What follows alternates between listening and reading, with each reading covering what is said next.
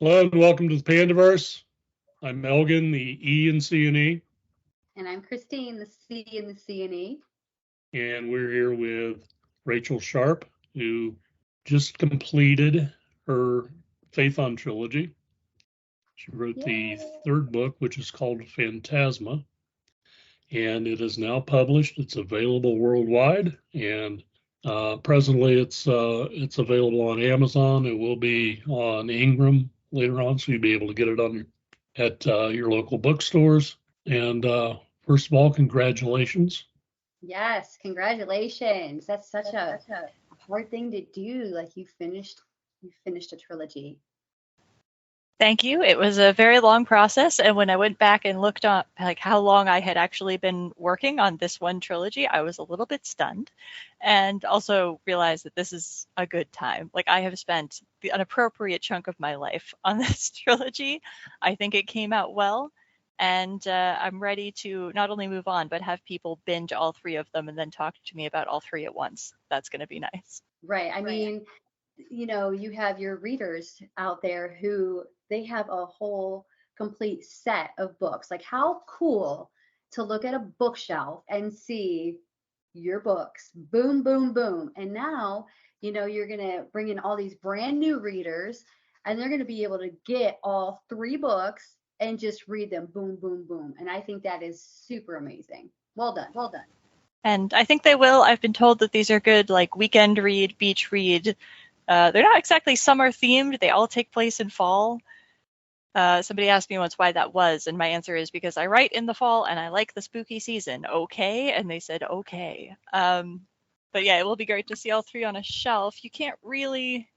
I don't have Phantasma up here yet, but this is my chunk of the bookshelf that is my books, and those are friend books, and the rest of this is just my knickknacks. But to be able to see all three next to each other on my own shelf is going to be really nice. Yes, that's super. It's always spooky season. This is my desk friend. I love your best friend. So why don't you tell everybody a little bit about what your trilogy is about?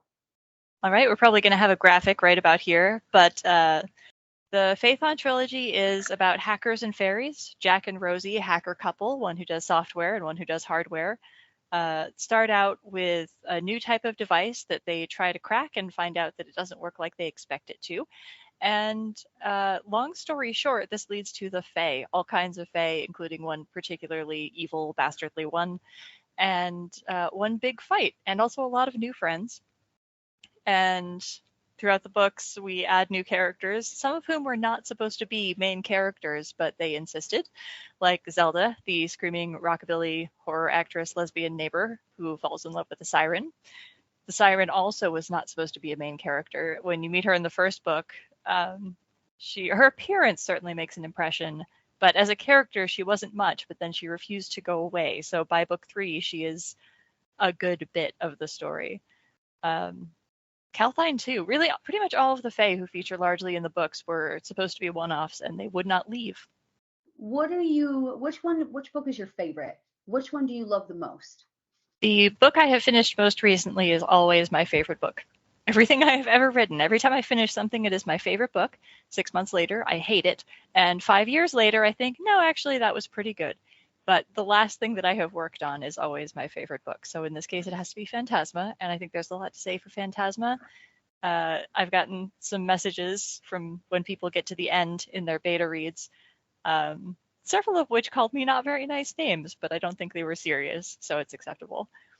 I feel like that's the highest form of flattery. Yes, calling an author mean names in a good way is probably the highest form of flattery. Absolutely. Well, the ending on this one's pretty good.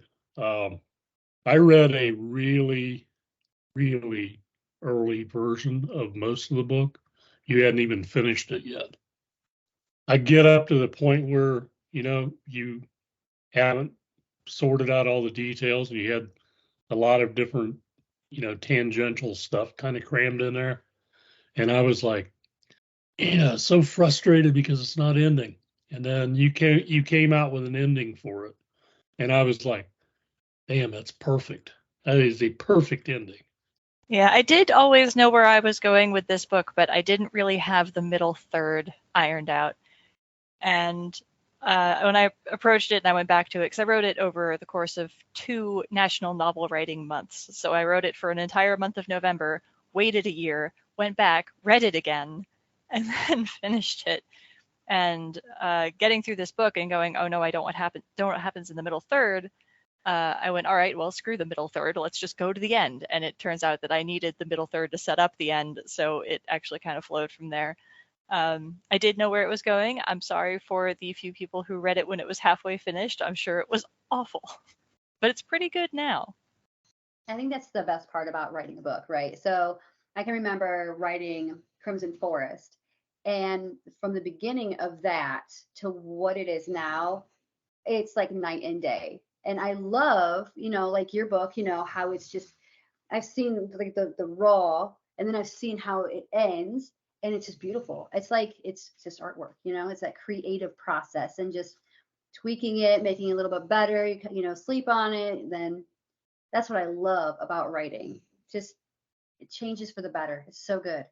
It's kind of like you chip away at a block of marble to make a statue, and you got to get rid of all the stuff that doesn't belong. That's kind of the way that we write things, I think. That's definitely also where a good editor comes in. Yeah. I was a minor pain in the ass while editing this book because I went a little too far in the nerd direction sometimes. And so I would make these programming jokes, and sometimes I'd get a note back in the edits being like, I don't understand why this is funny. And in some of those cases, I would say, you know what, you're right. Nobody's going to understand why this is funny unless they do Python for their day job or something like that. I kept a few. I was stubborn and I kept a few. And I think for the programmers and the real sci-fi nerds out there, those are going to hit. And for everyone else, you're just going to kind of skip over it. So it's fine. But a good editor does a lot more than say, I don't get this joke. A good editor sometimes says, was this going somewhere? And sometimes the answer is no. I wrote that at 2:00 in the morning and it can go now. And it does. The final form of the book cannot be entirely credited to me. It can be credited to me and the editors and the beta readers and the absolute last minute ARC readers. Thank you, DC, for those catches. It would have driven me nuts if we put those in print. It's a team effort to have a polished book at the end. And I really think it took us a minute, but we got there with this book, and I'm really proud of the final. It is. It's such a good book. It's your whole series. The whole thing is just good. So, and that's, I know it's really hard to accept like, positive things as a writer. We're our own worst critics, but think about what you've accomplished. Only like a really small percentage of people in the entire world accomplish writing a book, and you have written 3 full books that are on the good. Same subject. Well, yeah. Yeah, I've actually written, I have 5 full books out. I have 2.9 in the drawer that are going to probably be completely rewritten someday, and a bunch of anthologies and a bunch of other stuff. And those are major accomplishments. I didn't necessarily realize how major when I started this career, or I might not have done it. So what really started me writing seriously was becoming disabled. When I was around 25 years old, I started getting sicker and sicker, and I didn't know what was happening, and I went to a lot of doctors, and I couldn't do my day job anymore. I worked with dogs all day. I loved my day job. I worked with dogs and cats and chickens and drove around Portland, Oregon, and I was having a great time. And having to retire from that was actually really hard. But I had to do it, and then all that time that I was spending going to different doctors and trying to get diagnosed, I had to do something else with my life too. And it wasn't going to involve getting out of bed, really. So I started getting more serious about writing, and I did National Novel Writing Month I think my first one was 2011. It might have been that early. And it's a good thing I didn't look up the statistics first, because between 10 and 20% of people who do NaNoWriMo actually write 50,000 words in 1 month. And I didn't know it was impossible, so I just went ahead and did it. And pretty much every year since. Same thing, more books, and I'm getting better at it. But if I stop and think about how difficult it is and how few people actually do it, then I probably will just immediately lose my nerve. So we're just gonna. It's really tough to do NaNoWriMo because you have to average over 1,600 words a day. Yeah. And that's, there's some days that you can do that. Some days you'll write 2,500 words. There's some days that nothing you write works. There are no days that I write 2,500 words. There just aren't. There have been a few times during Nano when I fall behind and I catch up, so I will write 2,000 words a day. But I never just sit down and go, oh, what a pleasant surprise. I wrote 3,000 words today. Doesn't happen. Not to me. I watch other people do it and I just go, like, how much brain energy do you have left that you can just keep going? Because in Nano, it's 1,667 words a day. And man, sometimes I'm like, all right, I need 5 more words. And I think about the Oscar Wilde thing. And like, I wrote 6 words this morning, but I don't know what order they go in. I think that was Wilde. And that's me a lot. I'm a slow writer. I'm an energy dedicator because I can't do a lot of other things and still write anything useful that day. My energy is limited physically, mentally, emotionally, more so than a lot of people. And I do get through a book, but in the month of November, when I am writing, nothing else gets done. And even then, there are no 2,500 word days. I think I may have hit 2,500 words a couple of times when I was writing, but the way I write's kind of haphazard. So. Me too. Yeah. Yeah. There's like no rhyme or reason. Like one day I'll just like write a sentence and then other days it'll be like 500 words. It's just, you'll sit there and stare at the sentence for, a couple hours. Yeah. And then you're like backspace. Yeah. I wake up in the morning, I start writing, I write until my brain says we're done for now. I get up, I eat something. Maybe occasionally I will wash a dish. Eventually I will go back to writing. I will finish that session for the day. I will hit 1,667 words and very few more. And that's it for the day. That's my whole thing. And the next day I wake up and do it again. Right now I'm working on a Decopunk anarchist lesbian pirate farmer book. So it's got a whole theme to it. And so while I started working on it, I was watching documentaries about the Dust Bowl and listening to 8-hour YouTube playlists that are just a loop of like electro swing and showing a late night diner from the 20s or the 30s. And that's cool. One of them, I think, just had the painting Nighthawks. But I was immersed in this whole thing. And then at the end of that month, I was kind of like, what century am I in? I'm not entirely sure. And I'll be going back there again soon because that book isn't done. Wow. We're going to have to read that because that sounds pretty darn neat. Yeah. What I like about your books is they're told with a good deal of a sense of humor. They're kind of snarky. They're kind of sarcastic at times. The characters have that kind of interaction between themselves, which among my community of friends, that's kind of a normal speech banter between the friends. And to me, that strikes me as very realistic. But then you have this entire world of characters that sort of kind of resemble animals, because that's how they hide in the environment. But they're magical creatures that coexist with people, and the people are too stupid to realize it, usually. And then as your series evolves, other people become aware of the Fae. And the Fae don't really like people that much for obvious reasons, because people encroach on their territory. So then you get to this book, and your 2 main characters get sucked into, the whole conflict that's going on in the Fae universe, and they actually enter into the Fae kingdom because the queen wants to mess with them because they've created havoc for them. Yeah, there's so little I can say about that without spoiling the entire book. Yeah. As far as sense of humor in writing as in life, I am very, if it's not fun, don't do it.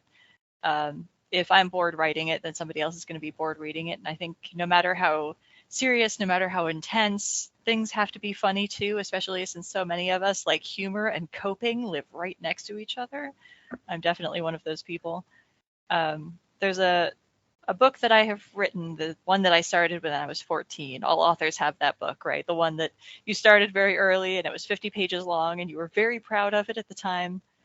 But it's kind of my heart book, and I'm going to go back and rewrite it someday, and I've thought about it a lot. And really, the thing that book is fundamentally about is very serious. But if it's not also funny, I'm just not going to write it, because everything in life is both. Everything in life is complicated. Everything in life should be funny, and if it can't be funny, then change your head. And as far as Fae go, it's a lot easier to have funny Fae because they don't like humans much, and humans don't like humans that much either. So I think to get a good laugh all around is probably the most normal possible way. I mean, the same with the camouflage and the fact that this is an urban fantasy setting where like most people are not necessarily aware of Fae, and then they are. Normalcy bias, the somebody else's problem field, those things are very real. And so I think in the first book, you can buy it. And then by the third book, you think, well, of course, now that there's the internet, like we know about Fae, right? It's sort of the same argument as to why there may not be aliens, because by now we would have seen one show up in the forums. That's sort of where I started with that book, is that joke. Yeah. I think that, it's amazing all of the things that the internet has given us access to, right? Like, and it really makes you wonder, I've watched videos where people have caught like Fae on camera. And over across the pond, that's a heavy belief there, that they do exist. They respect those legends, and those they respect that a lot over there. So that's one of the reasons why I really enjoyed your books, because I love the possibility of the possibility. I mean, there are things that are real that we don't understand. There's a reason I wrote an octopus-like creature into Phantasma, and it's because octopus are weird. They're weird. They're smart, and they're sort of amorphous, and they change colors, and they communicate in ways that we don't understand. Cuttlefish can hypnotize other animals. Like, there are so many things in the universe that we are only beginning to understand how weird they are, and some of those are just at the bottom of the ocean. Can you imagine what we're missing on the whole? And that's, I guess, what draws me to science fiction and fantasy, is that there are plenty of things we don't understand, and it's fun to think about what some of them might be. I think octopus or octopods or whatever you call them are aliens. They're alien life that came here, thousands, millions of years ago. Just because they don't really fit into the evolutionary mix very well. If you look at where did they come from, and they're so smart. They're super intelligent. There was that story of the octopus in he was in his tank, and like every day like this waitress would walk by and he'd like throw something at her. Like the same lady like just threw it at her. They're so intelligent, super smart. There's a lot of that in the animal kingdom. Corvids, crows, jays, like a lot of birds are smarter than we think and weirder than we think. And even going back to the ocean, like a nudibranch, a tiny animal that borrows poison from other animals and uses it. Like there's a lot of strange biology out there, and that's part of the reason it's so fun to write about Fae, is like nothing I could write is really that big of a stretch. Yeah. But where we can find you, where can we find you? As far as social media goes, it's all chaos at the moment. I am mostly using a Fediverse Mastodon instance called eldritch.cafe, so I'm word nerd girl at eldritch.cafe. You honestly will be best off going to my website, which is wordnerdgirl.com. No vowels, 3 R's in each. You're just going to have to drop it on the screen so I can do that televised thing of wordnerdgirl.com. Can you put it there? We're going to pretend. But if you check the website, I keep it updated, so whatever social media I'm using the most will be updated. I do have a Facebook author page. I do have an Instagram that is public. There is not that much on it. Yesterday, I created the Instagram, oh God, what are they calling it? Threads. Right. I have signed up for every Twitter killer that has appeared in the last year and a half. The Fediverse is the best option. I'm telling you, please come join us over there. But until we find out what the real Twitter killer is, you can find me on eldritch.cafe, or you can just check out my website, which should at some point appear on the bottom of the screen. Okay, and so everybody be on the lookout. Her books are amazing. Go read them. All of them. I still don't do praise, but I'm told they are funny, and I hope you like them. Yeah, it's a lot of fun to read. Awesome. All right, everybody. Well, thank you for joining us today. And like I said, everybody go read these amazing, amazing books. And most importantly, leave a review. Leave a book review. Let her know how great she is. Yeah. More importantly, let everybody else know how good these books are. All right. All right. Thanks for tuning in, folks. All right. Bye-bye.